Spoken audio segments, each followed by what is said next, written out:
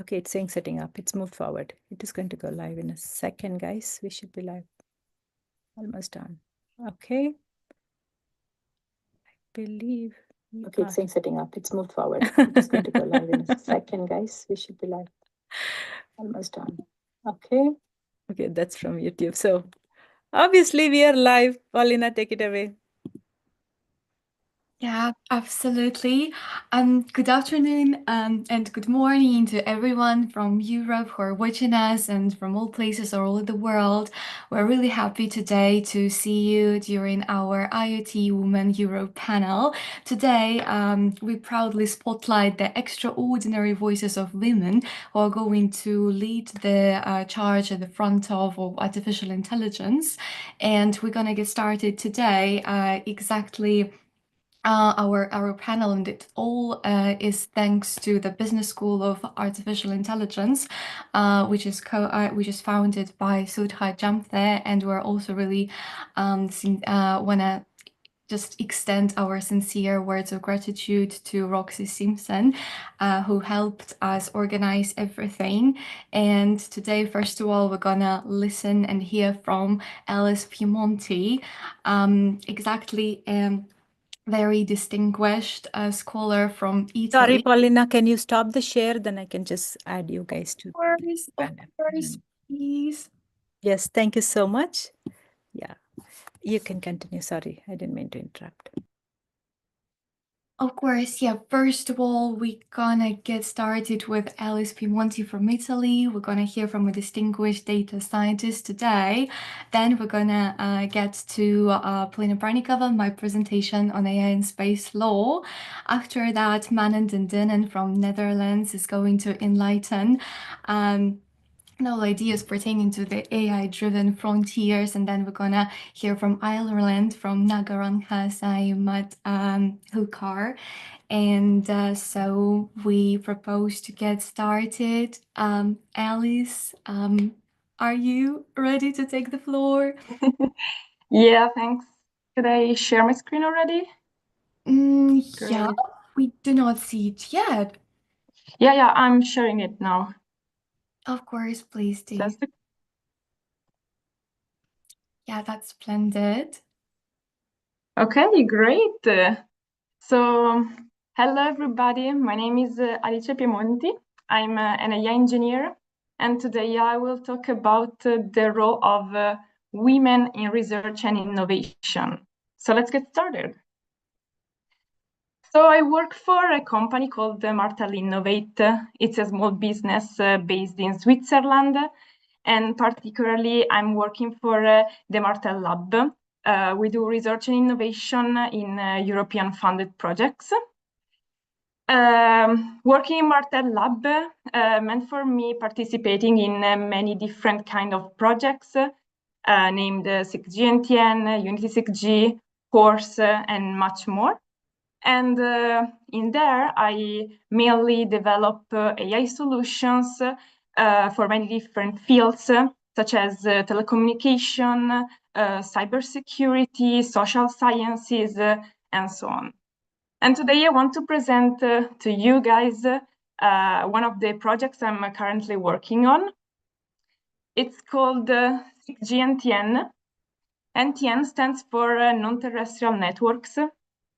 The main idea of 6G NTN is that we want to integrate the terrestrial networks and non-terrestrial networks in the future 6G networks. And specifically, I'm working in developing this dynamic orchestrator and an autonomous monitoring module, where my role is to develop machine learning solutions to help a proactive orchestrations of 6G networks. So the cool thing of these European research projects is that you can see the full life cycle of a project. So you start from developing the idea of a project, then you go into a design phase of the architecture and the technology stack. Then you develop everything, so you code, and in the end, you test everything, and then you produce the documentation. So here we can see the architecture I've been working on for this 6GNTN project. We can start from the right part of this slide. We can see a purple blocks where inside of it there is a 6G network. 6G network is we implemented it using Kubernetes, and we attached to it this monitoring module that extracts data such as CPU usage or RAM usage of the Kubernetes pods. And then we ingest the data into the big blue box, where we use this data to train multiple machine learning models and evaluate them. After the training part, we select the best model so that we can produce predictions and send these predictions regarding the future values of, again, CPU usage or RAM usage of Kubernetes pods. And we send them to the orchestrator, so again, to the purple blocks, so that the orchestrator can proactively allocate or deallocate resources in Kubernetes. Why is this important? Well, this is important because enable a proactive allocation of resources means that you can either reduce the cold start delay of Kubernetes pods, or you can reduce the energy consumption of the pods that don't need to be used. I didn't only developed machine learning models in this project, but I also created the MLOps part. So I used the Prefect as machine learning function orchestrator to manage and orchestrate the multiple machine learning pipelines. So this was the architecture of this project. And now we can see an output from one of the machine learning models I mentioned before. Here we can see that there is a plot. This data is the CPU usage extracted by one of our Kubernetes pods. And we can see in blue, there is the training set. In orange, there is the test set. And in green, there is the prediction, so the output of our machine learning models. And we can see that this model achieved great results because, as you can see, the green line fits quite well the orange line, which means that we are achieving a good accuracy. So I just presented one of the projects I'm working on as a AI engineer, but I didn't want to stop here because to me, working as an engineer in these European research projects doesn't only mean to develop and show my technical skills, but it's much more than that. So I think that working in this field, you should really focus in developing and cultivating both hard skills and soft skills. Here I wanted to put some of the soft skills that came out of my mind, and I think all of them are important for career success. But my suggestion, my recommendation would be not to only focus on all of them, but try to really focus on a few ones, the ones that you think that are most important for career success. And I did this exercise. I did this exercise for today. So I selected 3 of these soft skills, and today I want to share them with you. The first one is communication. So communication for me is the ability to express complex concepts like AI concepts to a vast majority of audience, such as both technical experts and non-technical people. And being able to communicate effectively means that you can ensure that your ideas are understood and valued, and you can ensure that everybody can understand your work and what you've done. So it's very important to cultivate this. The second soft skill I want to present is resilience. So resilience to me is the ability to overcome challenges, and in particular, career challenges. I think it's very important to cultivate and build resilience, especially as women, because as women, you may know that we face many career challenges. For example, during my everyday work life, I sometimes feel like I'm not in the right place or like I'm not good enough. So building resilience for me meant to always find ways to stay motivated and focused so that I can work to reach my goals. And last one is leadership. So leadership for me, it's not just about being a boss, but it means being in a position to inspire other women or other people to follow your same path. It means to be in a position to become a good influence for younger generation and to advocate for diversity and inclusion. And if you have such potential of leadership, please pursue this, because I think we don't have enough at the moment. Like if you think of the majority of tech companies nowadays, like Google, Nvidia, Microsoft, they have one thing in common. And this thing is that their CIO is a man. And this thing should change. I mean, we have to change this. So please, if you have this potential, pursue this and cultivate it. So to wrap up, I presented you some of my one of my projects, and my recommendation is to develop your technical skills, but also your soft skills alongside, because it's very important. And please start taking opportunities, start communicate, start presenting and participating to events, because it's very important to give visibility to women, find mentors or be a mentor, and start being proud of yourself, your ambitions, and if you have your leadership potential, so that we can change and we can all redefine this technical landscape. Thank you very much. That's marvelous. Thank you a lot, Alice.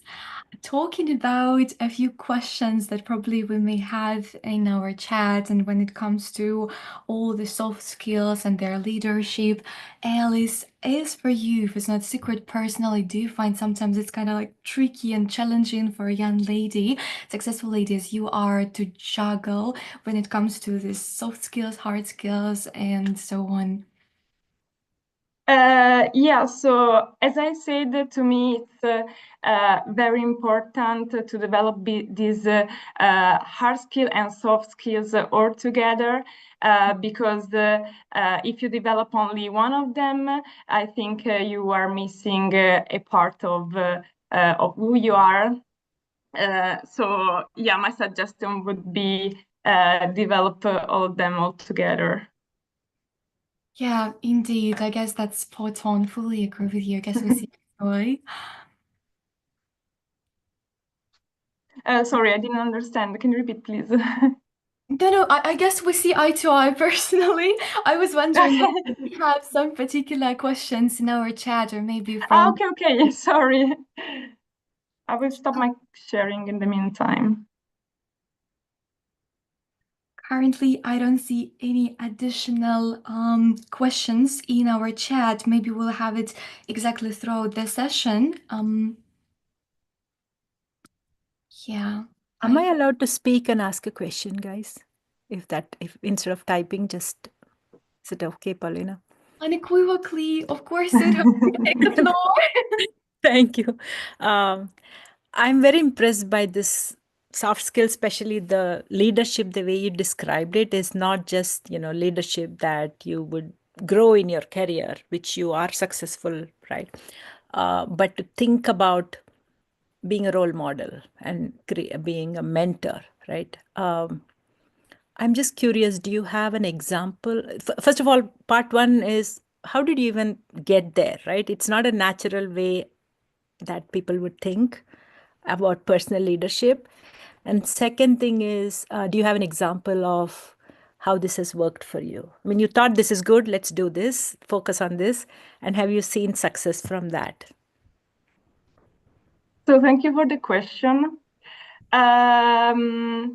So as I mentioned before, if I think of tech companies, I can mainly think of companies that are led by men. So sadly, I would answer to your question this way, like I didn't have this lucky, to be honest. So when I was studying, when I was younger and also now, I think I don't have enough role models. Like to say, okay, there is a woman there and she arrived there, so I can do the same. Because okay, there are successful women, but not so many, and it's really hard to find them. So that's why I wanted to take this presentation and try to push this aspect, like we should have this more. And if you have this kind of potential, if you have this wish, you should really push to be in such a position to inspire younger generation. Because as I said, I think that when I was younger, I didn't have this opportunity. Thank you.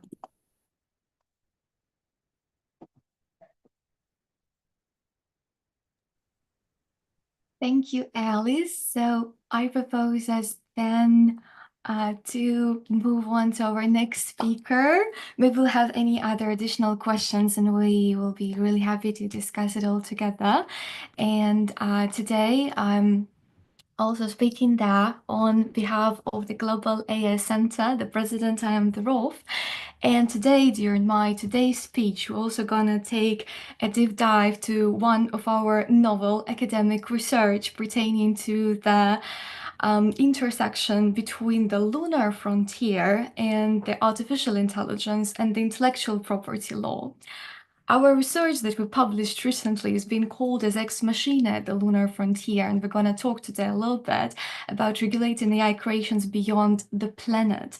We're going to ask ourselves today some particular questions which, unfortunately, some people may not dare to question themselves, or sometimes people may tend to avoid. We're going to talk not about what can AI do today for us, but we're going to talk about what do we owe to AI and what do we owe ourselves in the era and age of algorithmic autonomy of Earth. And when it comes to the regulation of artificial intelligence beyond the planet, we have to get to know one particular fact, and to emphasize it is the fact that AI has always served as a tool, what we also call as instrumentum operandi, a system of support and a mirror of human command.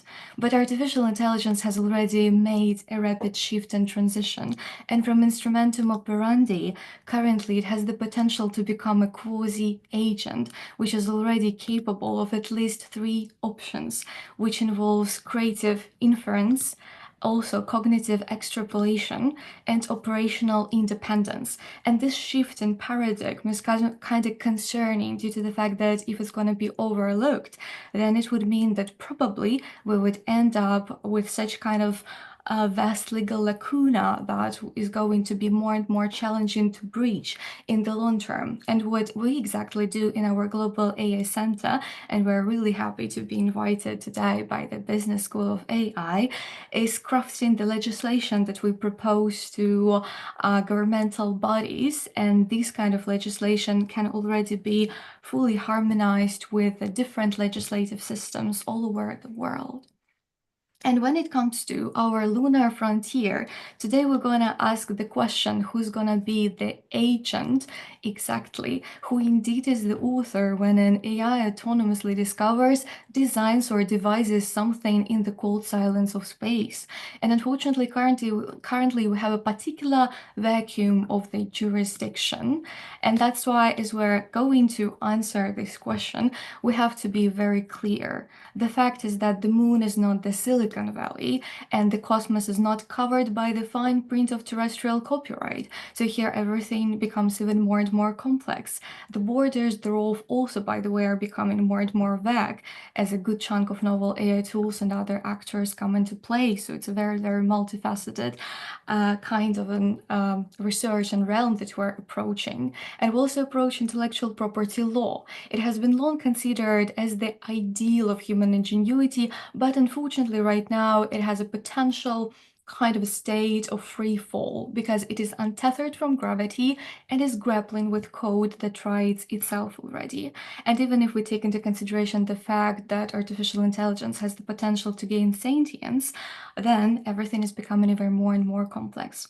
That is why at first we would like to highlight two types of laws that exactly operate when it comes to international space law, and we're gonna a little bit juxtapose to get a better understanding two types of laws when it comes to the law that is fully tethered to our terra, so to the, let's say, to the ground, and exactly lex specialis, so particular kind of specific laws that have to be introduced as we're reacting to changes, and we also have to be proactive simultaneously. International space law in itself is grounded in the 1967 Outer Space Treaty, and it defines outer space as res communis omnium, a global commons. We're entering an age of lex digitalis spatialis, a legal vacuum that risks exactly becoming a corporate playground unless we take action. That is why we're gonna have two routes forward as we predict. The first route may be to deny all the AI authorship and risk suppressing innovation, and the second one is about embracing the role of artificial intelligence and elaborate a sui generis framework, balancing exactly the justice with bona fide human input. And when it comes to these routes, as of today, unfortunately, there is no comprehensive global doctrine that's going to answer the following questions as who owns lunar extracted AI data, what treaty protects AI-generated inventions in orbit, and can a machine claim copyright when it has no particular passport? And the spacecrafts are launching, although we still have this legal vacuum and lacuna, and the algorithms are still running. And the issue is that when it comes to the questions, they are no longer waiting for us. We have already a multitude of questions that have to be addressed.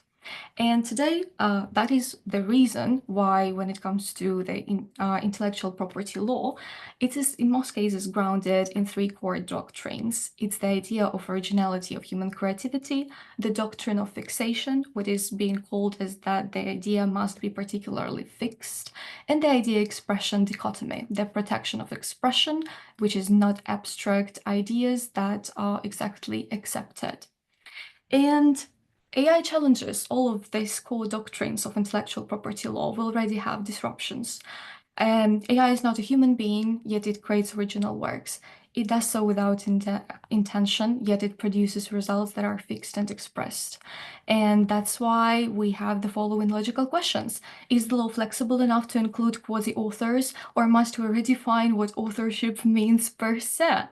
And the legal gaps that we see currently when it comes to the intersection of our interplanetary scale and the intellectual property law is that IP rights are nationally granted, space has no nation.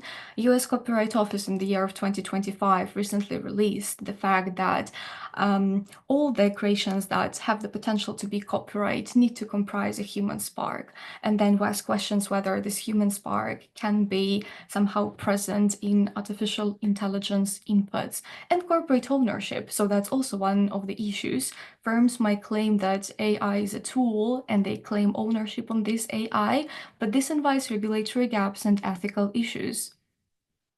And when it comes to the world, examples of exactly what kind of empirical evidence we may find in terms of artificial intelligence and space law in order to feel it more palpably, in order to see it more tangibly, I propose to take a look at one vivid example of NASA's Perseverance rover.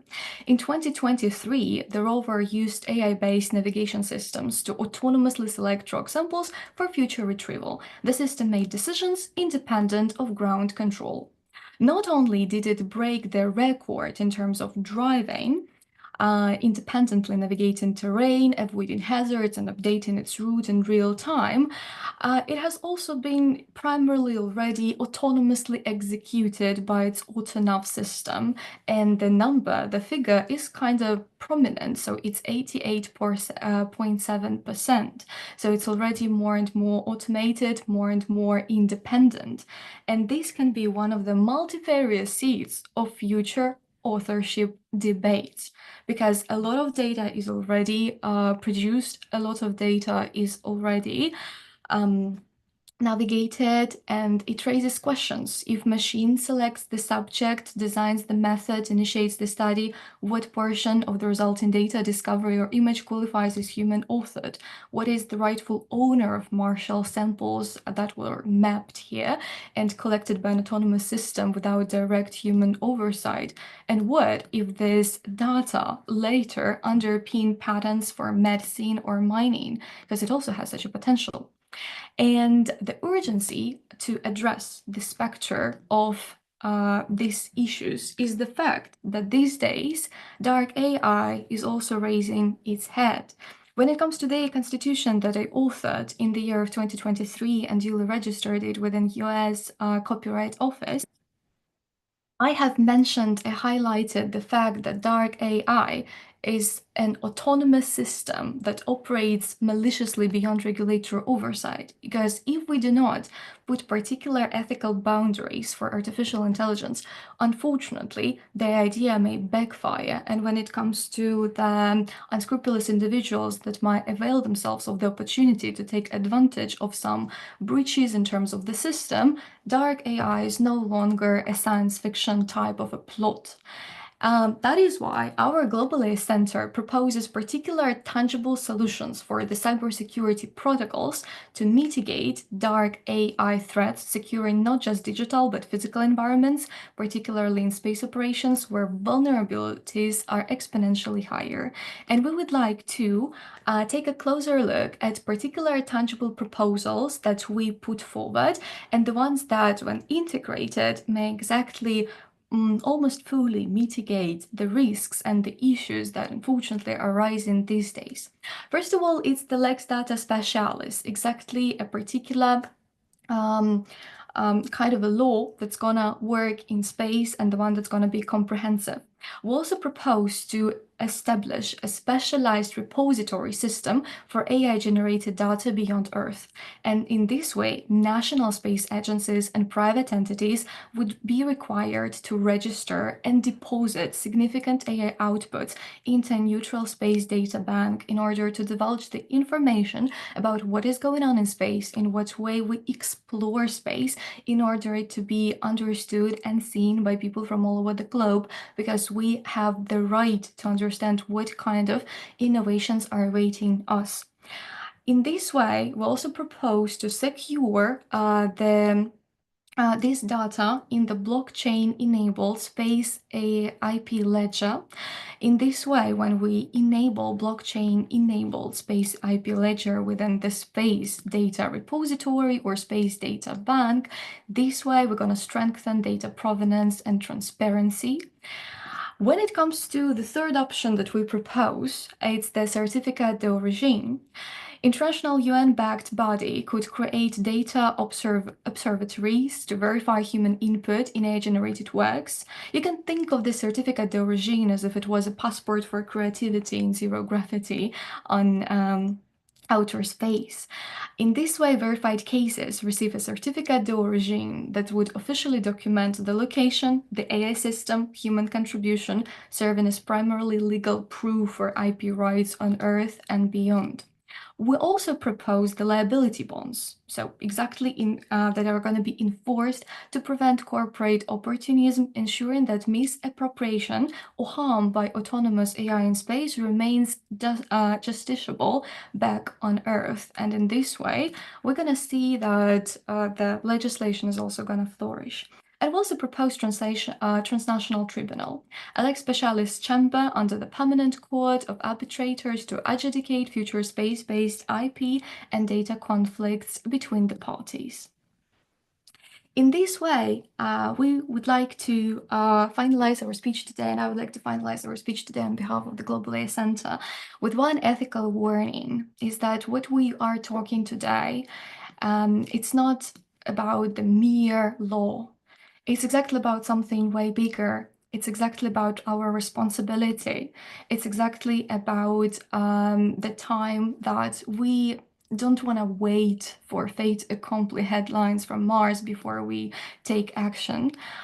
We cannot afford this type of inertia, and that is not a theoretical debate. That's already a big necessity. That's the next frontier of legal consciousness.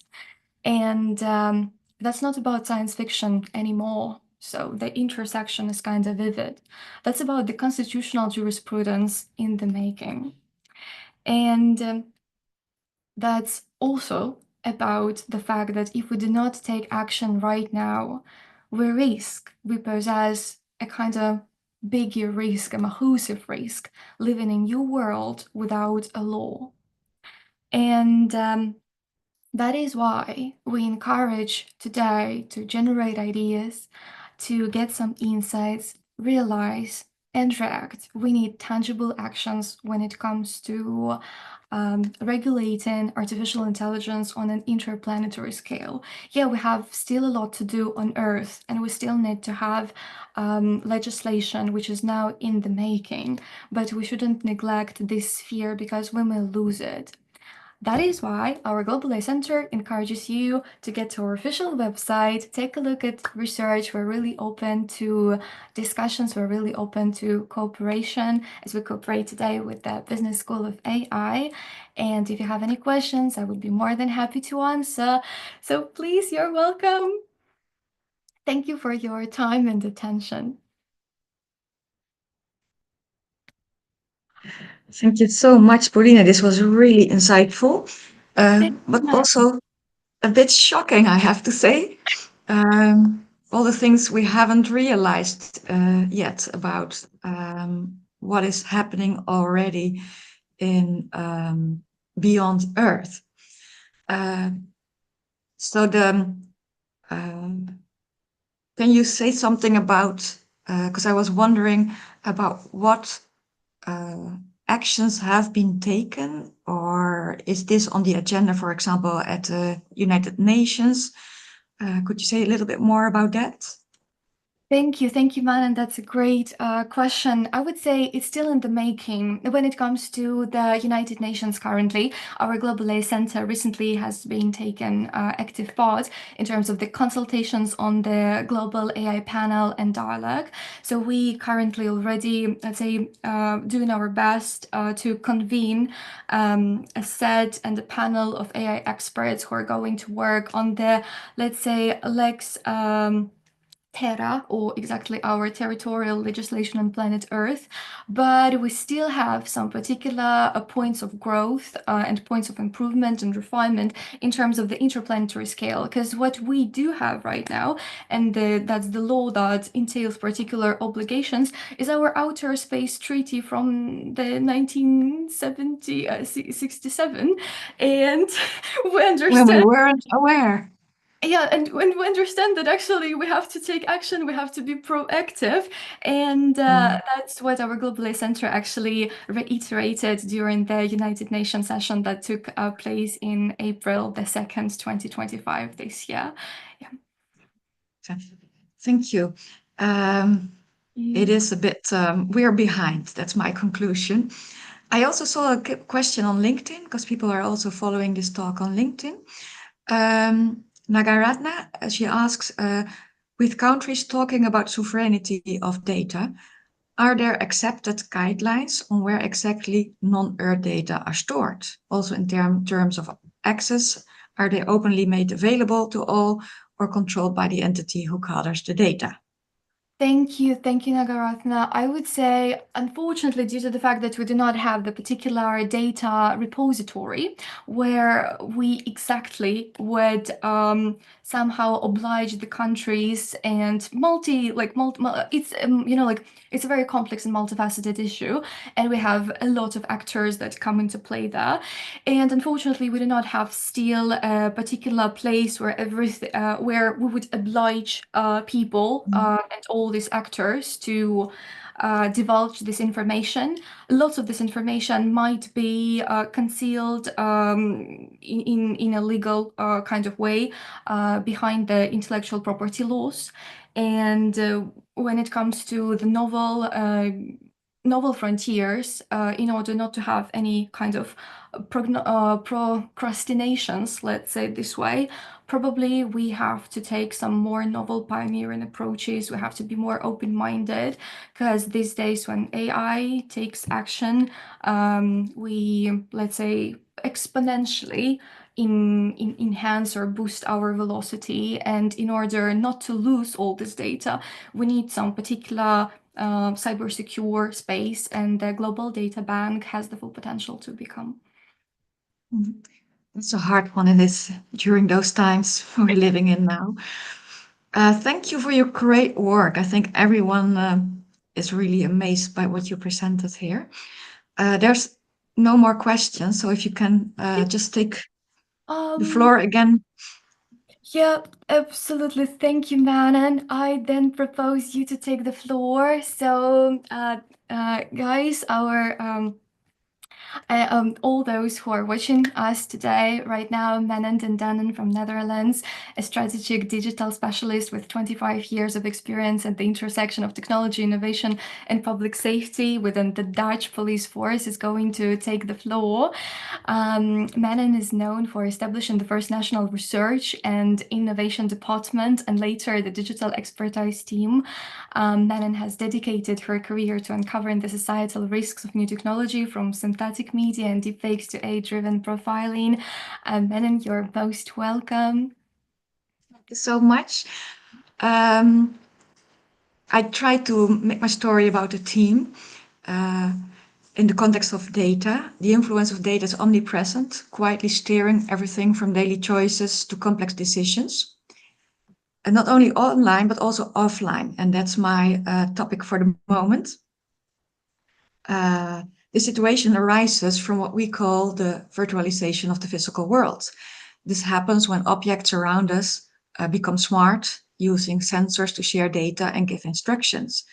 And while digitalizing these physical objects and our environment appears beneficial for optimizing processes, improving efficiency, and reducing costs, there's more at stake. And in this talk, I aim to explore the potentially disruptive impact that the virtualization has on our society.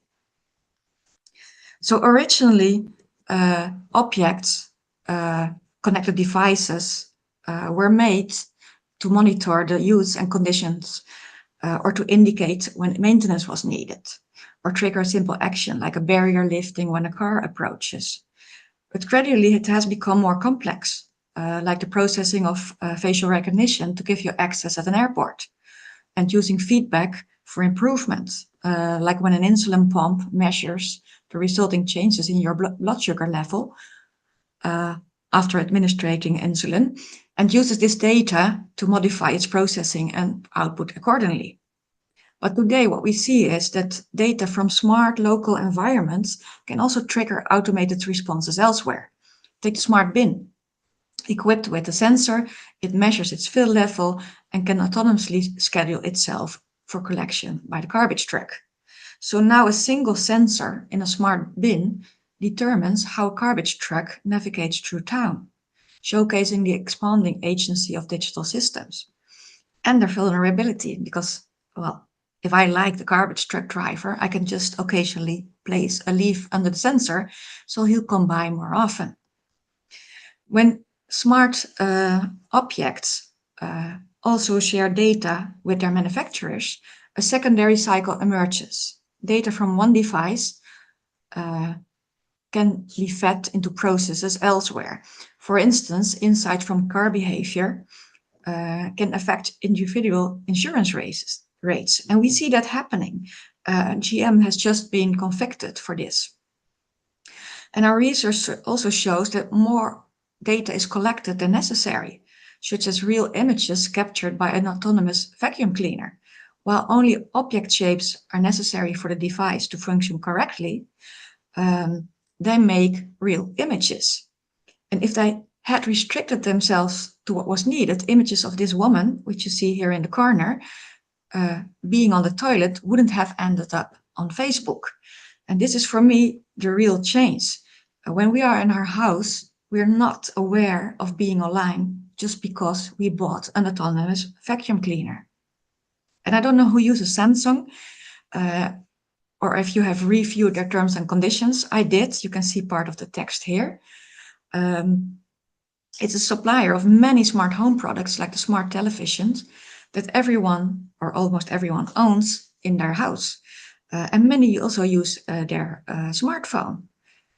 They're allowed to collect and combine this data and share extensive data without clear user approval. A common practice among many suppliers.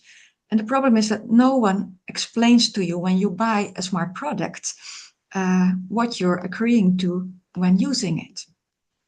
Data can also unintentionally end up in those data sets through SDKs. These are standard software components that developers use to quickly add functionality to their apps, such as payment options. However, developments may not always realize that by using these SDKs, it also means sharing their app's data with the SDK creators. And in addition, we have the real-time bidding, which significantly impacts data trading. RTB, real-time bidding, auctions off ad space swiftly, sharing extensive user data with numerous parties. And even without securing ad space, these parties access data, enabling large-scale surveillance. So now everyone who is prepared to pay for it or pretend to pay for the data in the context of I want to place an ad has access to this data and can use it at their will. So what we see is that profiling also really intensifies at the secondary level. Systems categorize users based on demographic or biometric data, influencing the cycle, the cybernetic cycle, and thus reinforcing behaviors through filters that shape the information, products, and services offered, thus affecting our perception of reality. Technological interfaces really blur the lines between digital and physical faces. Beyond AR glasses and future screens like car windows, one can project digital objects directly into real-world settings. Sony's 3D spatial reality display, for example, renders digital objects without needing a VR headset, just like virtual fitting rooms where clothing can be tried on without physical alteration. And I don't know who of you is using health apps on their phone or on their smartwatch. Even without altering the physical space itself, our perception is being manipulated. I heard a psychiatrist discuss how health apps affect people's perception of reality. When asked how they slept, users might respond that they slept poorly. And when asked why, they might say, the sleep app said so, showing they have become reliant on the app instead of trusting their own senses. This highlights how apps can influence our perception of physical reality. And for example, for us as the police, this means that we have to start asking other questions to really know what someone has perceived and to understand when digital filters are used. It's also important to recognize that this technology is not neutral. Inherent biases exist not only in measurement choices, like what and how data is measured, but also in the underlying assumptions about their meaning. Scientists are still debating on what healthy sleep pattern is and how it varies from person to person. So relying on technology more than our senses or even common sense can have a significant impact, such as reduced shared understanding and experiences, essential for our democracy.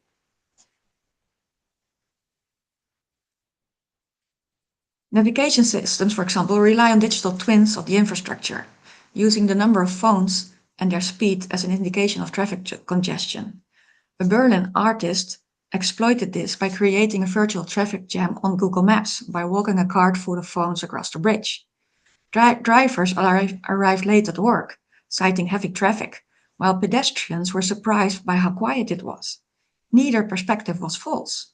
Rather, they were based on different interpretations of reality. One perspective relied unconsciously on a digital twin, not realizing it's just a limited representation of the real world. And it shows how easily alternative realities arise. As technology becomes more immersive, the line between reality and simulation blurs, leading to misinformation that extends beyond traditional media, so-called misexperiences, manipulations of reality itself. Augmented reality can create personalized, immersive environments by overlaying images onto the physical world, potentially altering our perception by, for example, filtering out homeless people from our images, as you can see in this small video. This has an enormous impact because what does this mean for decision making in public space? If individuals can alter their perception, their perceived reality to avoid problems, they may be less inclined to invest in real solutions. So who is truly driving these decisions? Our democracy thrives on weighing values and interests through open discussion. Rules in a democratic society can offer certainty, but aren't infallible or permanent. Democracy requires adaptable rules and the ability to challenge them when they become unjust or outdated. Civil disobedience is crucial for societal progress. However, digital systems that predict and control behavior challenge both individual and collective autonomy. These systems often do not allow for dissenting opinions or exceptions, thereby restricting our citizenship. The use of cameras and eye tracking technology is widespread. And this example highlights the alarming claims made by smart product suppliers about what they can infer from our eyes, even without scientific evidence in a lot of these examples. But the resulting conclusions about your mental or physical state are fed into the cybernetic cycle, creating profiles that again determine the information layers, the products and services offered to us. So determining the way we perceive the world. And as our world becomes more virtualized and personalized, it risks creating a so-called pax technica, where behavior is influenced by reward and penalties. This can unconsciously guide individuals, even against our own interests. Current data policies emphasize individual responsibility, but fail to safeguard autonomy. Collective rights and institutional protection, along with thoughtful regulation, are necessary. So virtualizing our physical environment presents both benefits and challenges, also from safety perspective. Technology can directly enhance safety. Smart watches can alert emergency services during an accident, and digital support enables older people to remain home safely for a longer time. However, smart devices also introduce new risks.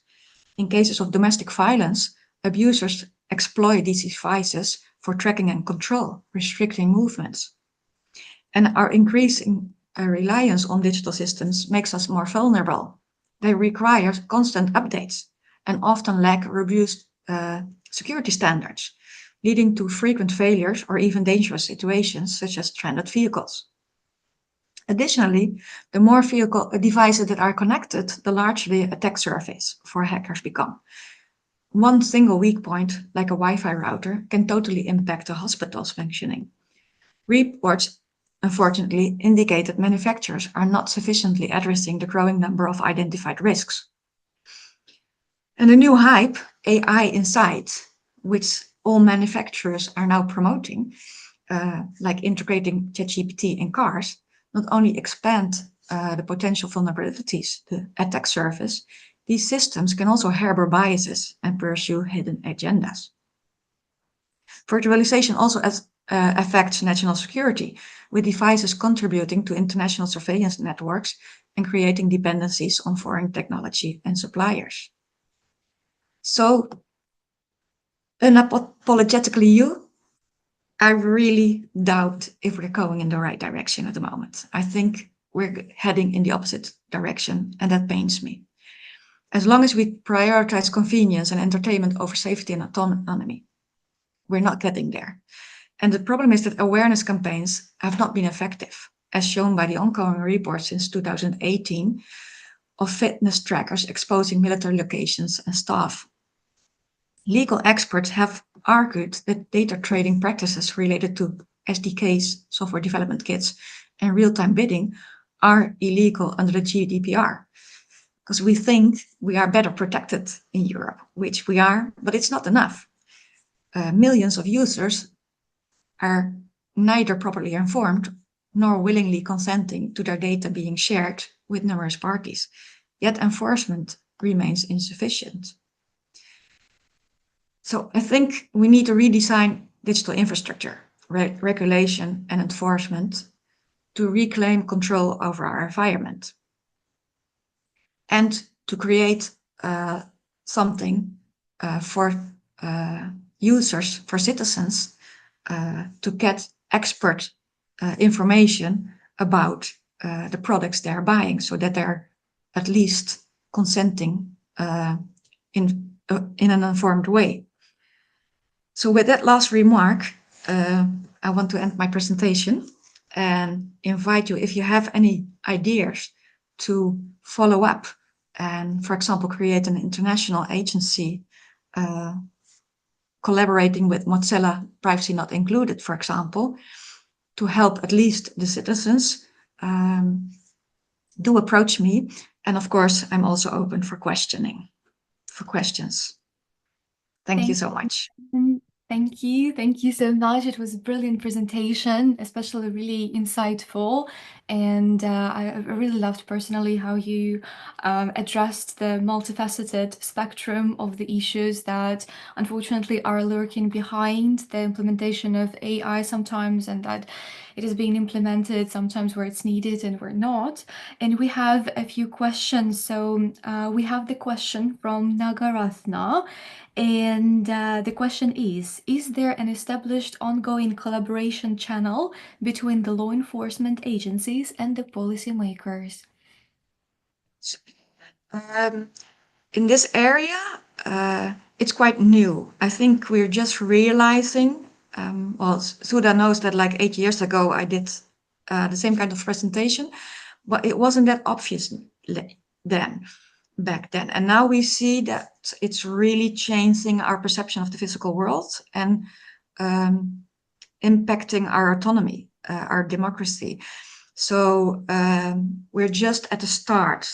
For example, next week we have a working conference on this topic with makers, scientists, and law enforcement to at least put the topic on the agenda and ask for more policy making and enforcement in this area, because we have seen how things went with the platforms and social media and how that impacted us, and we're too late to take back what was ours. So I think in this area we are still in time, but we need action swiftly. So the one thing I'm going to commit myself to is trying to get a collaboration at least to inform citizens, to have a place where they can go for more information. And I hope next week that policymakers will address enforcement, because it has to be on a European level. Yeah, I heard that actually, and we studied in our Global A Center the fact that European Union has introduced the programs on the global AI digital literacy that are being promoted these days in educational systems as well. And we still have a lot there to make. And probably what you mentioned exactly when it comes to the police forces. So that's absolutely like inextricably linked, yeah, with these programs. Thank you. Thank you. Thank you. I will take a look at the chat. So we see that our attendees they really love our presentation, and thank you. Thanks a lot. And we see probably Rob wants to take action. Or maybe we have any questions pertaining to our European panel today. If I may, maybe just one question to Manon. Manon, I think with the recent political situation that we see happening across the planet, I think Europe has has kind of in the past months has kind of really got this boost in thinking of sovereignty and autonomy, and also I think in the Netherlands there's talk about a Rijkscloud, and this awareness that about these issues that you mentioned seems to have been given a great boost. Do you think you can capitalize on this, or It is what I'm trying, but I think what isn't enough on the agenda is consumers. So for companies now, we're working on the cloud, we're working on security information. For example, in the Netherlands, the critical infrastructure companies have access to much more information than small businesses or consumers. And I like the example of the fitness trackers that expose military staff and location, because that shows that if we're not helping consumers as well in protecting themselves, we're introducing new risks via this channel. And I'm particularly worried about like domestic violence, how groups are attacking like people who need abortion, or the LGBT community. I don't know the American abbreviation. And I think this is a real problem, and that comes mostly from sharing data via consumer products or cars. And as long as we're not enforcing in that area, and not only educating, but also offering concrete information, I don't think we're going forward. So if you have, because I know you're very active on a European level with a lot of good projects, if you have access to people who want to collaborate on a platform like Mozilla Privacy is not included, maybe we can collaborate with them as to get more information out there. That would be really helpful. Yeah, very good. Well, I'll see you next week at the conference. I know. So we discuss about this, and yeah, I also want to thank Paulina and Alice for the Great job. for the talks, and I'm going to study both the work also on the interplanetary because I think that's really very productive, because it's not only like Paulina wrote, transposing these ideas, but it's very much about opening up also as a space for thought.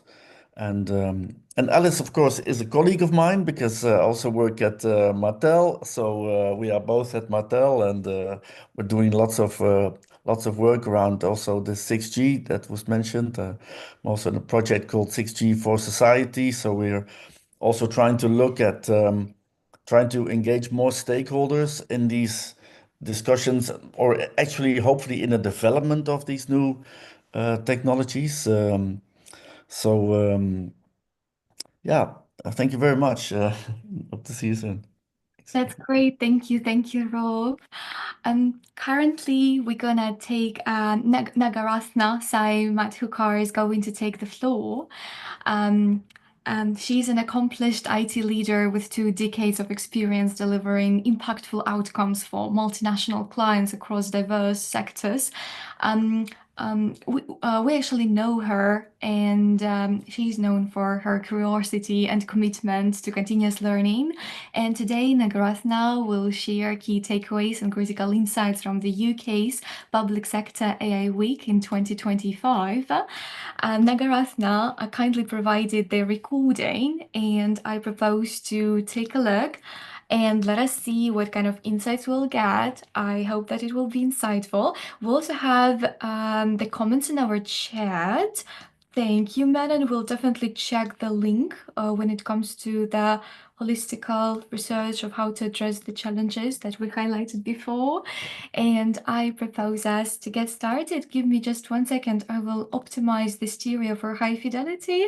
And so Nagaratna is taking the floor.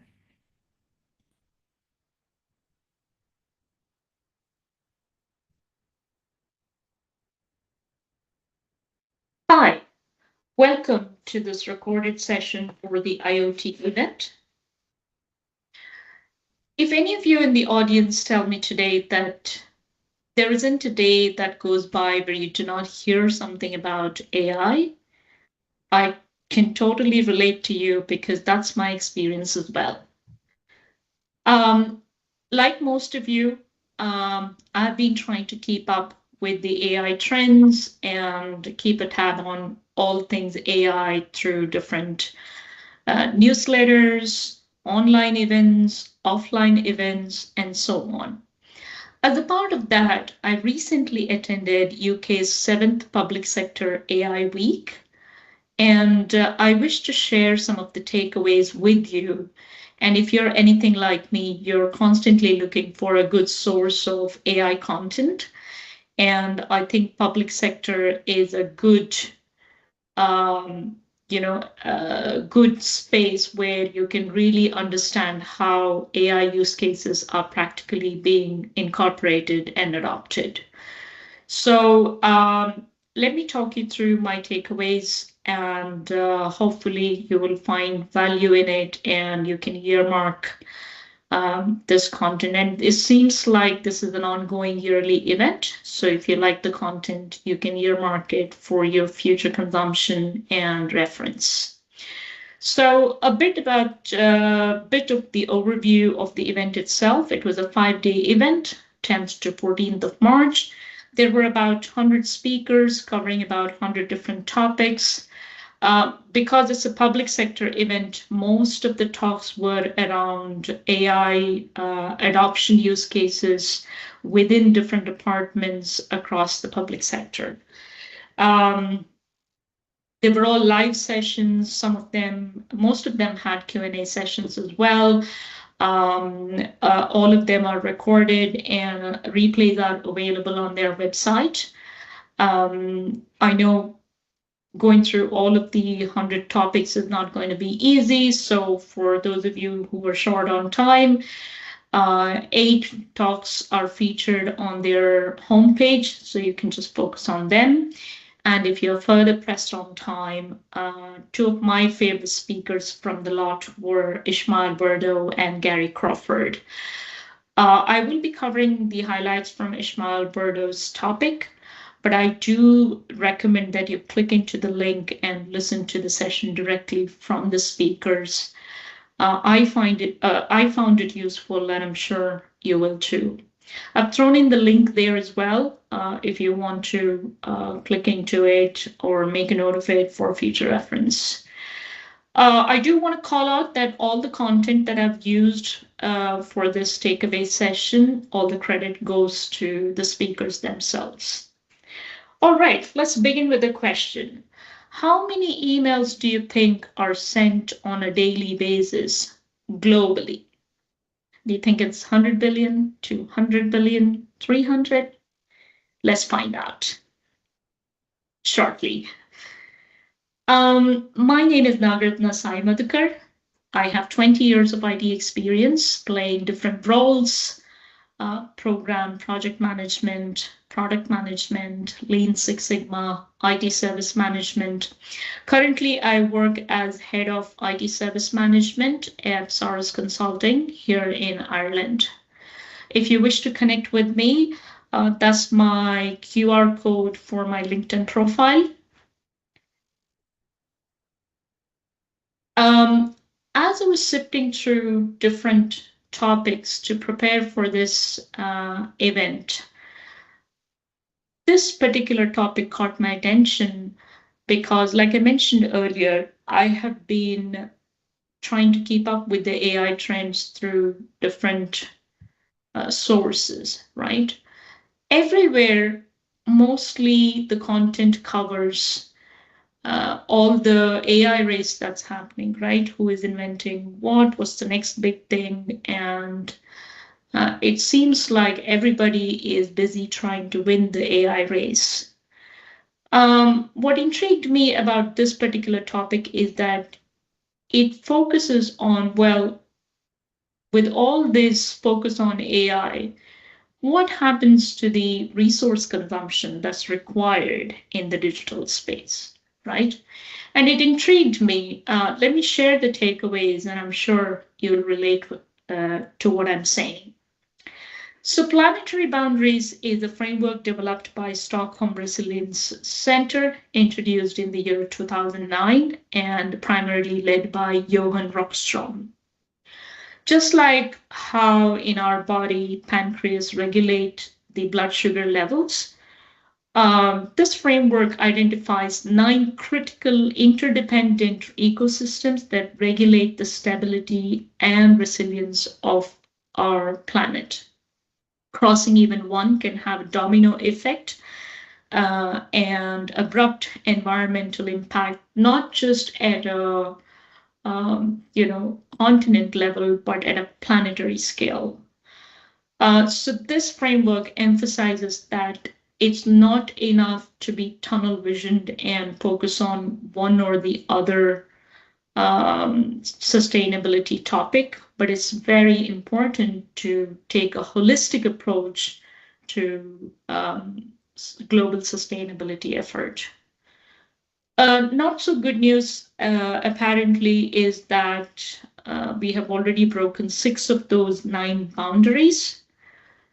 So let's try and understand this a bit more. So, like with anything else, digital also has its life cycle, right? Without getting into too much of details, let's keep it at a very high level. And for simplicity, let's break it into 3 phases, right? So all the manufacturing that's required to, get all the infrastructure related manufacturing, then you have build and use, and then after use, all the e-waste that's dumped back, right? So if you remember my earlier question, 361 billion emails are sent on a daily basis. So let's take the complete opposite analogy here and I'll tie the two back together, right? So at various stages of the life cycle, different resources are consumed for different purposes, right? So let's take water as a resource as an example, right? A human body requires about 6 to 8 cups of water a day. A system like ChatGPT takes about 2 glasses of water to respond to or put an email together with about 100 words, right? Or about 10 to respond to or answer about 10 to 50 questions, depending on how complex the questions are. ChatGPT responds to about 1 billion questions a day. Now, in your mind, I'm sure you're already doing the math, that for 1 email, 2 glasses of water, and 1 billion questions, how much of water, right? Similarly, and this is just one example. What about multiple other platforms? And now expand that to the whole digital space. And then it's water consumption as one resource. What about all the other resources? What about across the life cycle, right? So with that, that's one aspect. Resource consumption is one aspect. Also, this is adding to the data, you know, on a daily basis. So as on early 2025, approximately world has 8 billion population, of which 6 billion of them are already using internet and are part of this, you know, data growth journey. Now, we'll come to the other two prong of the story very shortly, but with just 6 billion, let's focus, right? With just 6 billion people, the data growth is just like a hockey stick, right? Add the remaining 2 billion who will eventually get plugged into the internet and start using digital, plus consider the population growth and associated data growth that comes from there, right? So by the end of 2028, the data growth is expected to be 394 zettabyte. So while that sinks in, so what do we do then? Should we stop making the progress we are making in the digital space? That's obviously not an option. So what do we do? It forces me to draw an analogy in the personal finance world. They say that if you spend all the money that you have on what you want, you will reach a day where you don't, where you need to spend the money on what you need, but there won't be any money left because you would have spent it all on what you want instead of need. So I worry, and I draw that parallel here, that if we do not proceed with care, if we do not give due consideration and take necessary measures to contain and be mindful of the resource consumption, then we might reach a phase where we have achieved tremendous progress in the digital space, but we have put ourselves in a position where we do not have the resource needed for our basic survival. So in my opinion, digitization within planetary boundaries is not a want, it's a need, it's a basic need. So call for action. What is it that we can do then, right? So everything begins with, we don't know what we don't know. So the first step is to measure. There are plenty of tools out there to support the measuring of different resource consumption at entity level. And once that baseline is established, it's very important to establish meaningful KPIs, which then act as the guardrail for us to be mindful of as we progress, hopefully with the same level of speed towards further digitization and, all the interesting things that we are uncovering on a daily basis. So that's one aspect of it. Second would be increasing awareness through trainings and especially enabling the decision makers because of the impact, obviously. So when they are faced with decision making, then I suppose it's important for them to consider the trade-off versus the benefit. And then if, trade-off between the benefit versus the energy consumption. And if the reason is compelling, then I suppose the next question the decision makers can ask is, well, Is there an alternative way, the same alternative way to achieve the same outcome, but perhaps with something that consumes lesser resource and lesser energy, right? So this is not an exhaustive list. Obviously, as I'm talking through, each of you in the audience are contemplating and coming up with your own ideas on how we can work through and take the next step towards mitigating and how we can contain this digital growth within the planetary boundary. So key takeaways then. So progress is a must, but we have to progress within the planetary boundaries. That's very important. And this is the QR code for the link for the content. So if you wish to, please take a note and earmark it for your future consumption. And once again, two of my favorite speakers were Ishmael Berdo and Gary Crawford. They were really good. So if you have some time, please do listen to their talks. And I'm sure you'll find them useful.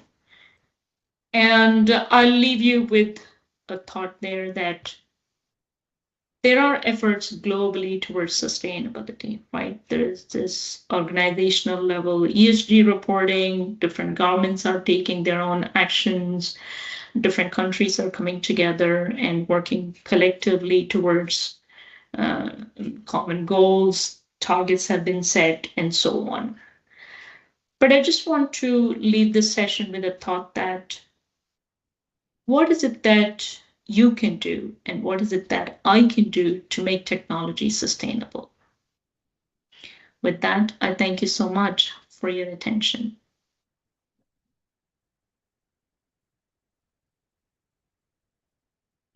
And today we thank Nagarasna a lot for providing us this exclusive recording, and also would like to say thank you to Nagarasna, as today she's been really active in our chat and she has been today constantly exactly watching us and discussing everything with us as well. So we would like to extend our words of gratitude.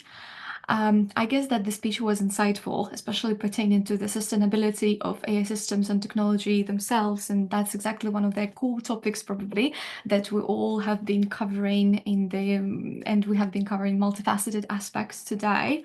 I'm wondering whether we have some questions in the chat or maybe some particular insights that our ladies would like to share currently as we wrap up our meeting.